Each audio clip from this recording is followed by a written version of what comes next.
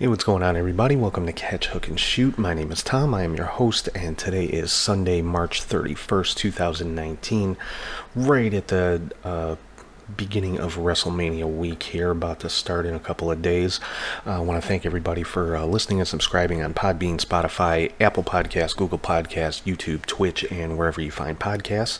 And thanks again to everyone who's following on social media on Facebook, Twitter, Instagram, Snapchat. Just search Catch, Hook, Shoot. You'll be able to find me there. And as always, if you want to shoot me an email, it's catchhookshoot@gmail.com. So let's start running down what's been going on for the last week in pro wrestling here on Raw. Had kind of an odd choice of a match. Had a beat the clock challenge with Ronda Rousey, Becky Lynch, and Charlotte going up against the members of the Riot Squad, which it's really the first time we've seen the Riot Squad in a few weeks. I was kind of starting to wonder what had happened to them. Yeah, normally with the Beat the Clock Challenge type matches, there's usually some kind of incentive, some kind of prize, so to speak, at the end, whether it's number one contendership or like the 30th entrant in the Royal Rumble or something along those lines. There really wasn't or didn't appear to be too much of a point to it other than, bragging rights. That's really about it. Anyway, the winner of that Beat the Clock Challenge was Becky Lynch. Beat out Ronda Rousey's time by just a few seconds. And I guess this coming week, tomorrow, actually on Raw, it's going to be a six-woman tag team match, the Riot Squad versus Ronda, Becky, and Charlotte. And if anyone on the Ronda, Becky, and Charlotte team turns on their team, causes them to lose the match or anything like that, they will be taken out of the WrestleMania main event. So they're, there's a stipulation to that, but the Beat the Clock Challenge really didn't really make a whole lot of sense to me. But it was entertaining. I mean, it was good to see the Riot Squad back on TV, even if it was brief as it was. Roman Reigns, as expected, accepted Drew McIntyre's challenge for WrestleMania, so that's a match that we'll be seeing. Dean Ambrose had another match with Drew McIntyre this past Monday, this time a last man standing match with McIntyre coming out the winner in that one. Kurt Angle had another match on his farewell tour, this time against Samoa Joe. Angle was victorious in that one. Ricochet and Aleister Black managed to defeat the Revival. I think it's at least the second time they've beaten them in non-title matches, so this coming week, Ricochet and Aleister Black actually have a tag team title match the last Monday Night Raw before WrestleMania, so we'll see what happens with that. Ricochet and Aleister Black could be going into WrestleMania as champions, but I wouldn't count on it. I expect the Revival to hold on to the titles. They have not announced a Raw tag team title match yet. If they're going to, obviously it's going to happen tomorrow, so we'll see how that goes. Rumors are there are going to be at least 3 more matches added to the WrestleMania card, 2 of those being for the Raw and SmackDown tag team titles, and then the third would be a match for John Cena. What I read wasn't real specific as far as what the Cena match is going to be, other than to say it is not going to be against Kurt Angle. I guess Angle and Corbin is the set match for WrestleMania. So, it is what it is. But the running time for WrestleMania, if you go by the scheduling on the WWE Network, looks to be about 7.5 hours from the beginning of the pre-show, the kickoff show, through the main card of WrestleMania. So here in Chicago, that would be from about 4 p.m., the start of the kickoff show, till about 11:30. And on the East Coast, of course, that would be 5 p.m. till about 12:30 a.m. So it's going to be a long day, folks. Hope some of you at least have the next day off of work, because it's going to be a late night, it looks like. It was also announced this week that Joan Jett is going to be playing Ronda Rousey's theme song live at WrestleMania, so that should make for a pretty cool entrance for Ronda. Also on Raw, it was made official that Triple H versus Batista would be for Triple H's career. If Triple H loses, then he has to retire. So have to see how that one plays out. I don't know if Triple H is ready to step away from the ring completely. Obviously, if he loses a match, then I guess he is. So also with Miz and Shane at WrestleMania, it was announced on SmackDown that will be a Falls Count Anywhere match. So that should be interesting. I expect that one to be a good match. Looks like quite a few people are sour on that. I think it's just because it's Shane McMahon, and Shane. I think a lot of people look at it as Shane doesn't need to be on the WrestleMania card, but again, it is what it is. The man, it's already set. It's not going anywhere now. So just enjoy it, because Shane always puts on a great show in there. Kind of a surprise on SmackDown this week. Charlotte is your new SmackDown Women's Champion. So, yeah, I'm curious to see how the SmackDown Women's title is going to play into that main event at WrestleMania. Will it be both belts on the line? Will it be a unification match? Will it be, whoever gets pinned? Excuse me, whoever gets pinned loses their belt. So, say if Charlotte pins Ronda Rousey, she is a dual champion, or vice versa. Or if Becky pins Charlotte, she's a SmackDown champion. If she pins Ronda, she's the Raw champion. Not really sure. I'm sure we'll find out some more about that tomorrow and Tuesday on Raw and SmackDown as to how they're going to handle that one. Was a interesting rumor floating around earlier this week that Goldust had been released from his WWE contract. Of course, he did come online later that same day and said no, he is still under contract, and that's why they're called rumors, folks. Wait. That's why I always say wait and hear it directly from the source. That's why anytime I talk about something like this, I will say it over and over again. It's a rumor, nothing confirmed. And this is, a case where the rumor was basically a complete falsehood. So Goldust still under contract to WWE. Hasn't been on TV in a while, so we'll have to, see what the future holds for him. But as of right now, he is still a WWE contracted performer. Some Lucha Underground news that we haven't had in quite a while. Apparently the lawsuit that they were dealing with some of their talent has been settled. So Joey Ryan, King Cuerno, Ivelisse, and Cobra Moon have all been released from their Lucha Underground contracts. Joey Ryan most likely I would think would go to AEW. King Cuerno, supposedly there's been a lot of interest from WWE in him, so we could see him in NXT sometime in the near future. Ivelisse, of course, has been very vocal about wanting to get out of that contract so that she can work elsewhere, so hopefully we'll see her pop up somewhere sometime soon. And Cobra Moon, she's been on the WoW Women Wrestling show a little bit, so we'll have to wait and see where she pops up as well. It's definitely going to give her a little more freedom, give all of them a little more freedom as far as where they're able to work. And the speculation is that Lucha Underground is pretty much done. I don't think we're going to see a season 5, which is kind of sad. Lucha Underground to me was very entertaining. I liked it a lot. So if they are going to try to put on season 5, I'm thinking they'd have to completely revamp their roster and probably change up how they write their contracts if they want to attract any talent. But as of right now, it's not looking real good for the future of Lucha Underground. Some Impact news from this week. Excuse me a second here. Alright, sorry about that. Anyway, some Impact news from this week. It looks like Allie has finished up her time with Impact Wrestling. For those of you that saw Impact this past Friday, we saw Rosemary and Kiera Hogan go into the undead realm looking for Allie's soul, and there had been some not really hints, but some things said over the last couple weeks between James Mitchell and Rosemary that she would have to talk to the boss, so to speak, and that ended up being Kevin Sullivan, which I thought was a pretty cool little surprise.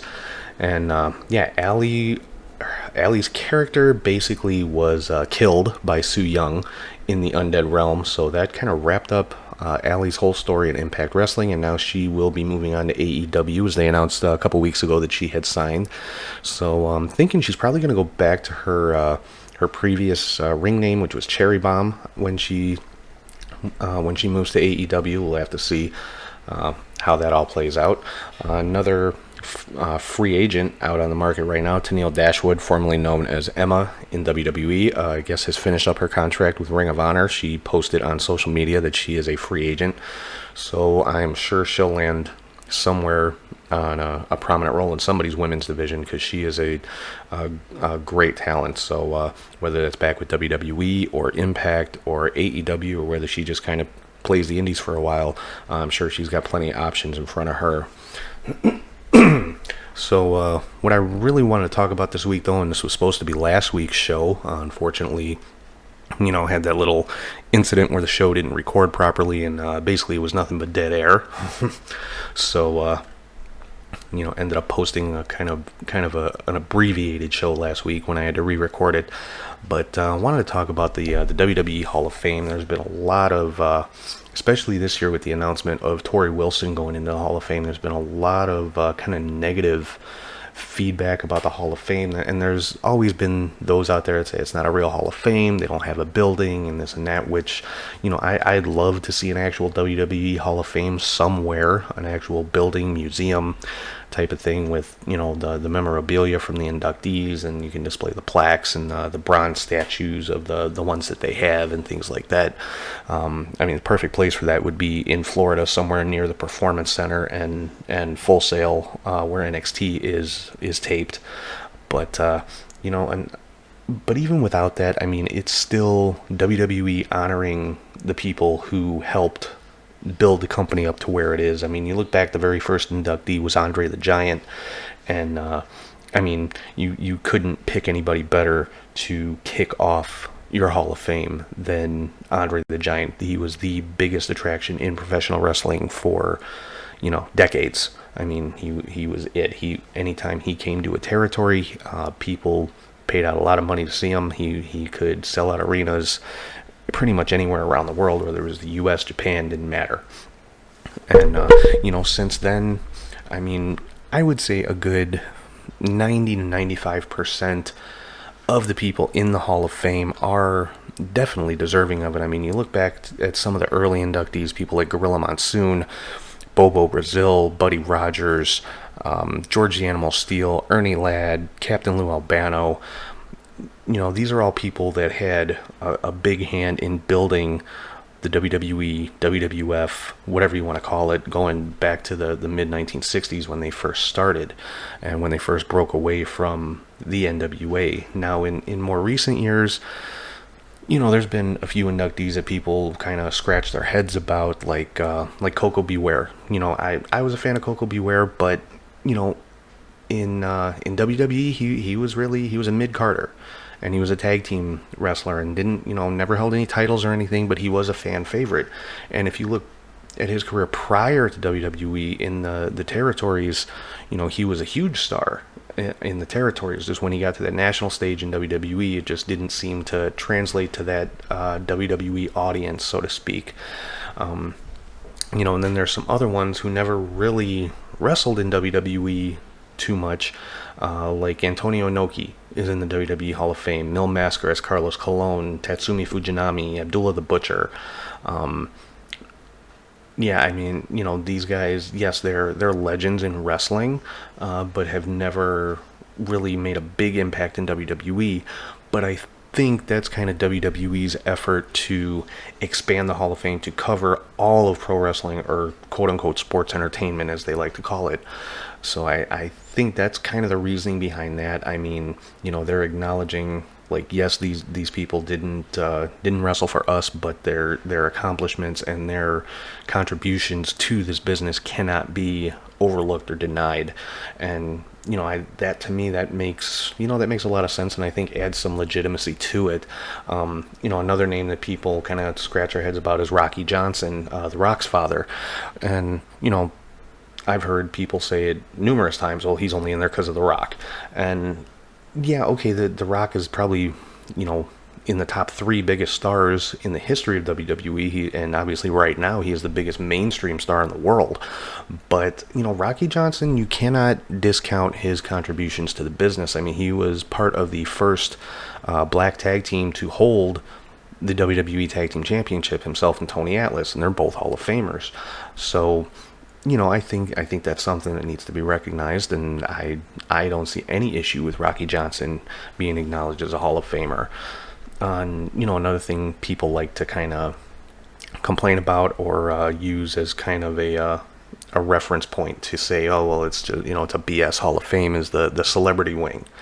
And, people like Kid Rock and Drew Carey and Pete Rose and Refrigerator Perry and Mr. T, are WWE Hall of Famers.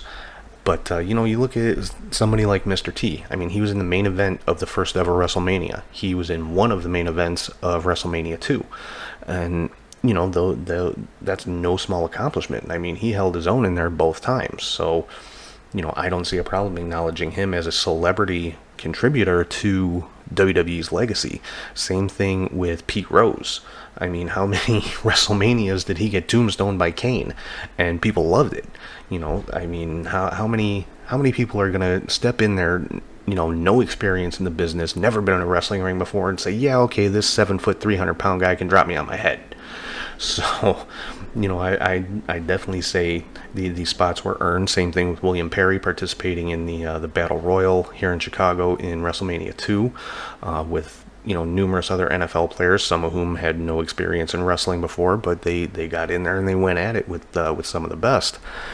So I don't have too much of an issue with the celebrity wing. It's acknowledging that these famous people stepped out of their world into ours and made a contribution and brought some new eyes to the WWE product, and we want to recognize them for that. And it's not like they're in the same category as Andre the Giant or Gorilla Monsoon or those type of Hall of Famers. It's a separate wing, as they call it. It's like it's just for celebrities. They have their own little niche over here, and that's where we put all the celebrities. One thing I really do like about the Hall of Fame that they've done the last couple of years is what they call the Legacy Wing, where they're kind of acknowledging some of the older superstars from like the early 20th century. And that's, like I said, that's just been here in the last couple of years, and I think again it's important to acknowledge that history. Like just last year, Stan Stasiak, Lord Alfred Hayes, El Santo, probably the top name in Mexican lucha libre, and guys like that, and who else here? Farmer Burns, Haystacks Calhoun, Ricky Dozan, the father of Japanese wrestling. I mean, you can't deny some of these people deserve to be in there. Frank Gotch, of course, first American world heavyweight champion. Back at the beginning of the 20th century, I want to say 1905 is when he won that title. George Hackenschmidt, the man that he won it from. So the Legacy Wing kind of recognizes the people that built pro wrestling from the late 19th, early 20th century. So that's definitely, to me, an important part, and that's really one of the things that I watch the Hall of Fame for. It's like, okay, I want to see who's going in the Legacy Wing this year, because that, to me, as somebody who studies a lot of wrestling history, I find that just really, really interesting to me. Another part of the Hall of Fame that's been just been added the last few years is the Warrior Award, and this is something that the Ultimate Warrior had asked for during his induction. Now, his original intent, he said it should be to honor people behind the scenes that for everything that they do, because they're really the ones that I think have probably the most thankless job in the world. So many people come out to see WWE and wrestling in general, and all you see are the people in the ring and the announcers and things like that. You don't see the ring crew and the camera guys and everybody who sets everything up and makes it all happen. The guys in the production truck and people who put everything together behind the scenes to bring us the product that we see every week. And I think that is a good idea to recognize those people. Now, after the Warrior passed away and they brought this award into being, they kind of used it to recognize or shine a spotlight on like people who had like inspirational stories. Like the very first recipient was Conor Mahalik. I'm sure everybody knows who Conor was. The inspiration for Conor's cure, a young kid who had cancer and unfortunately passed away from that. But so he was the first recipient, and from there, that's kind of the line that they followed with that, is to use it present it to people who have dealt with that type of adversity and have inspired other people with their positivity and their attitude, and even overcoming that kind of adversity and things like that. So this year is the first time they're really using the Warrior Award for its original intended purpose. When the Ultimate Warrior first brought it up, they're recognizing somebody from The Office in WWE who really kind of facilitates all of their charity work and just works tirelessly, and by all accounts is just beloved by everyone in WWE. So I think that's definitely, the Warrior Award to me is definitely a great, great thing. But I mean, for people to say it's not a real Hall of Fame just because it doesn't have a building, that's petty to me. And, it's WWE honoring the people that have contributed to their product over the years and have made a difference in WWE over the years. Now, I think there should be some type of voting process for the WWE Hall of Fame. I mean, whether it's let the fans vote, or let the legends vote, or let the current superstars vote, or something.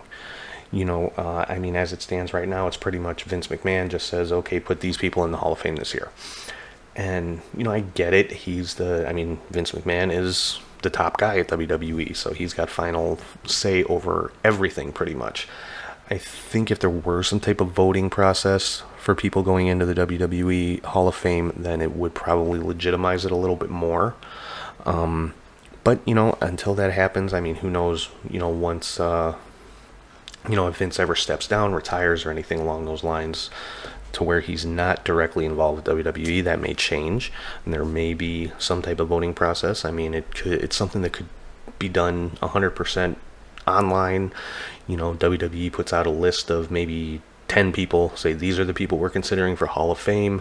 What do you think? Let the fans vote on it. The top 5 vote getters get in that year, and leave it at that. But that's just my own personal idea. I think the fans should have some kind of input into it, but then again, the fans may not know who certain people are that are deserving of going into the Hall of Fame, depending on how far back the careers of these people go. So it can definitely be, I guess, not a double-edged sword, but it could be, some people could get left out that way. Because if they want to put in somebody who was maybe very well known in the 70s, I'll use an example of somebody who's already in there. Nick Bockwinkel. Nick Bockwinkel was the AWA World Heavyweight Champion many times over. One of, probably, as far as a pure wrestler goes, probably one of the best ever. But if you were to put him on a ballot and present it to fans, a lot of fans right now are not going to know who Nick Bockwinkel is. And they're not going to vote for him just because I don't know who he is, unless they take the time to go back and research, maybe watch some of his matches, things like that. But just based on the name, who is this guy? I'm not going to vote for him. So, and then somebody who deserves to be in that Hall of Fame is not going to be in. So there's good and bad either way.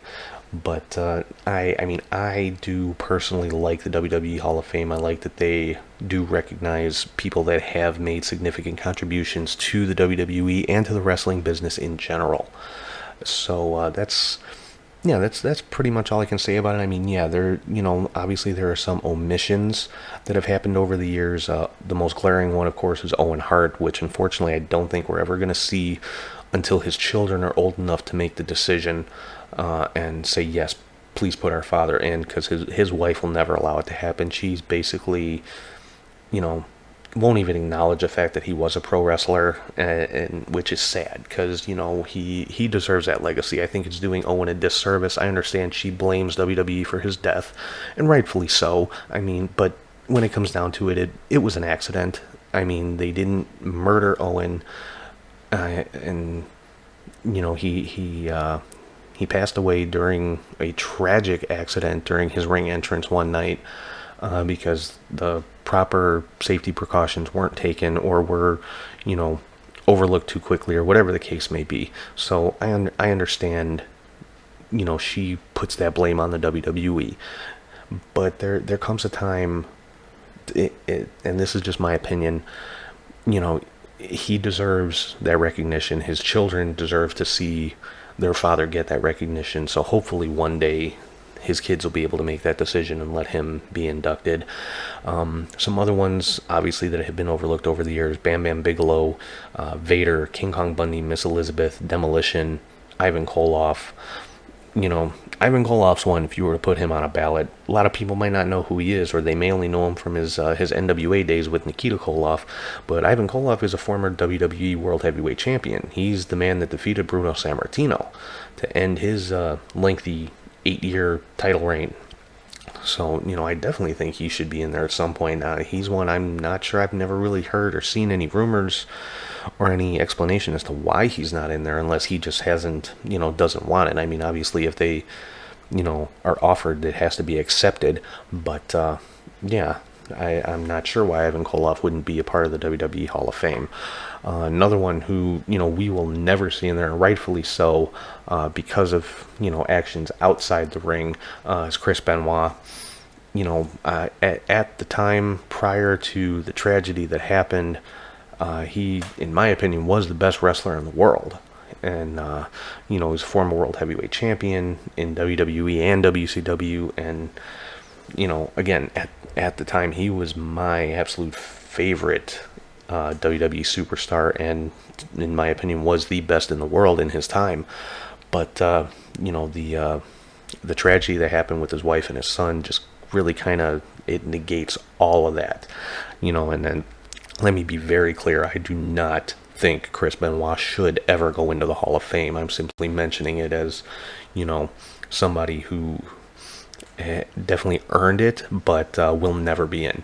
Never, and rightfully so, because yeah, he may have been the best wrestler in the world in his time, but his actions, whether under his own control or not, negates anything that he did inside the ring. The best thing that right now can be said about Chris Benoit is that he's probably the reason that WWE specifically is so cautious and so just takes so seriously the issue of concussions now. And that's why Daniel Bryan was retired for a few years there. So I mean, if one positive can come out of it, it's that the issue of concussion started to be taken much more seriously in the WWE. So yeah, that's really pretty much all I got for this week. Got a huge week in wrestling coming up. As I said, we're right at the beginning of WrestleMania week here, coming up next Sunday. Now, my next episode will be dropping on Thursday this coming week, on April 4th. I'm going to be reviewing all of the big shows coming up this weekend for MLW, Impact, Ring of Honor, and New Japan Supercard at Madison Square Garden, as well as the NXT TakeOver, the Hall of Fame induction, and of course the big one of the week, the WrestleMania 35 card. I'll be breaking all that down, giving my previews, predictions, all that kind of fun stuff. So again, that will be Thursday, April 4th is when the next episode will be dropping. So until then, once again, thank you to everybody for listening and subscribing on Podbean, Spotify, Apple Podcasts, Google Podcasts, YouTube, Twitch, and wherever you get your podcasts from. Thank you for following on social media, Facebook, Twitter, Instagram, Snapchat, any one of those. It's at CatchHookShoot. And email, as always, is catchhookshoot@gmail.com. So that's, as I said, that's all I've got for this week. I will talk to you guys again on Thursday, April 4th. So I hope everyone has a good week, and I'll see you guys soon.